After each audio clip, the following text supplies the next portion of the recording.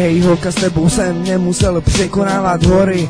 Bylo to krásný, takový love story. Bylo to několik měsíců a pak polisory. Vážil jsem si tvé lásky, miloval jsem tvoje oči, tvoje vlásky. Pamatuju, jak jsme spolu uzavírali sázky. Krásný bylo usmíření, tebe jsem fakt miloval. Ruku by za tebe do ohně dál. Nikdy jsem ti nelhal, k životu jsem tě potřeboval. Za to, co jsem zažil, za to děkuju. S tebou se směju, nechala si mi na kolenou. Ze dne na den láska byla pryč. Nedáš mi k tvýmu srdci klíč. Noci plný samoty, ty tvoje rty, něžně líbaní, o tobě rym skladaný. Kulíme se v posteli, popijeme kolu, protože jsme sakra spolu na klíně si mi seděla, do očí leděla. Miluji tě říkala, hodně si mi toho dala, po odchodu taky hodně vzala. Tyhle slova nevyjádří pocit, že jsem se sám někde ocit.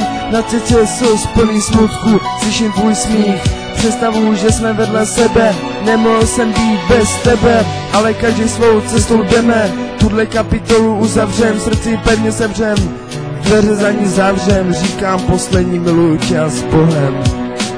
Nenávist k sobě, lásku zaklínám, lásku k jiné zas odmítám. Vzpomínám na ty dny, na tvoje krásné rty, dojmy na chvíle, co jsme spolu zažili. Jak jsme se bavili, když jsme v baru seděli, mojito popíjeli s mýma felas, dobrou náladu dávali, občas se pohádali, ale kvůli tomu jsem nemusel zůstat sám. Nejsem král ani hovníval, jsem sám sebe pán.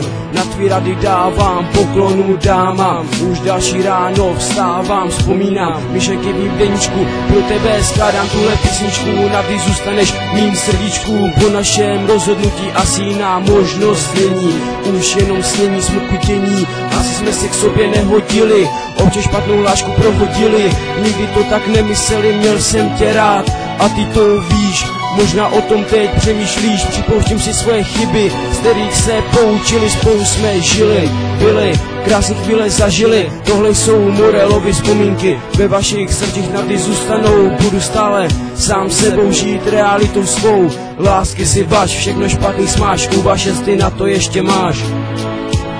Před nějakou dobou se mnou chodila super mařena, její ústa chutnaly jak lesní malina, teď jsou pronitá nejnižší spodina, na mapě absolutně zapadlá dětina.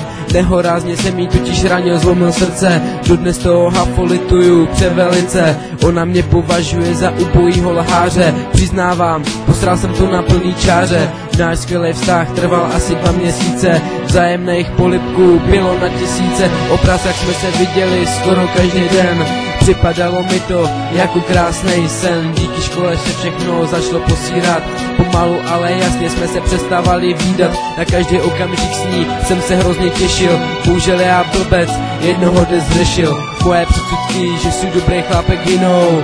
Kokot, prostě vyspal jsem se s jinou, ani nevím proč, možná příliš alkoholu. V tu chvíli neřešil, jakou měli jsme polohu.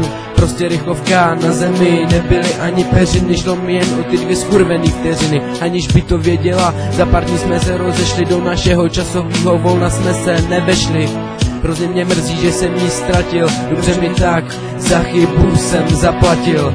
Čas šel dál, v koho náš vztah, jen z pravdy jsem měl ten největší strach. Pravda nevyslovená v pravý okamžik je horší než lež.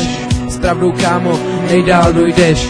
Někdo měl prořízlou hubu, někdo jí to řekl, že jsem před pár dny tu dotyčnou přefikl. Hned mě přes SMSky fakovala, to si o mě nemyslela, prý mě milovala. Stavila se ke mně domů na chviličku, po krátkém rozhovoru mi měli slzy na krajičku. Dívala se mi do očí, začala pulet, utíkala a řvala, už tě nikdy nechci vidět.